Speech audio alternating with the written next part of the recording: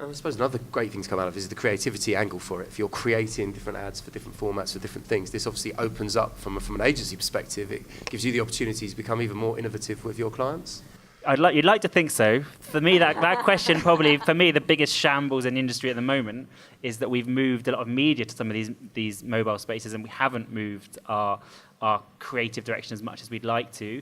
Even just, with a traditional video auto-playing in the Twitter newsfeed or the Facebook newsfeed, the fact that people are scrolling through that video quite quickly, only watching a few seconds. And yes, we want to plan some media there, but if we're sticking a 30-second TV ad where the brand is revealed in a great flourish at the very end of it, it's kind of a waste of our money. So yeah, it should be really, really exciting, innovative opportunities. I'd love to see us doing some of the basics consistently across the board as well, to be honest.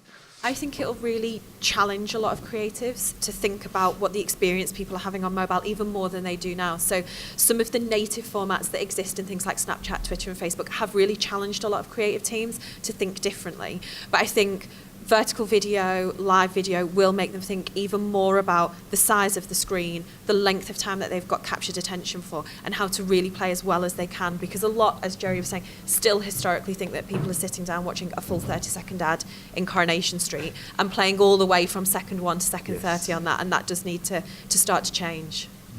I'm optimistic in this space. The problem that Jerry and Bex talks about is absolutely there, but I think the sense we're getting is that we're seeing progress in this area over the last kind of 9 months or so from creative agencies in particular. They're hungry to understand how to make their content work best on Twitter, but clearly that takes a little bit of time to kind of go down the chain. So yeah, I think the problem is a very real one. We're all very mindful of it. But I'm optimistic about our kind of creative community, be that in media agencies, be that in advertising agencies, or be that even kind of creators kind of working with brands to create their own content.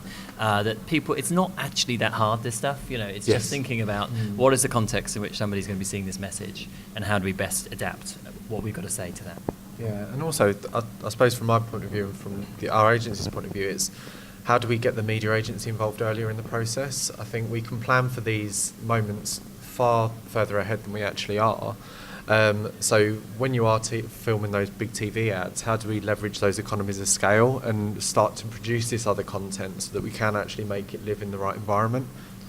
I think David's optimism is absolutely right as well, because I think what we often forget, being from the media side of things, is that the support is absolutely there from Twitter's creative teams. So they are so willing and able to get involved in helping people shape the right creative, that I think we mustn't forget that there are people who live in these platforms day in, day out, that can really give clear guidance on what should be being built and how to make those adaptations, as you say.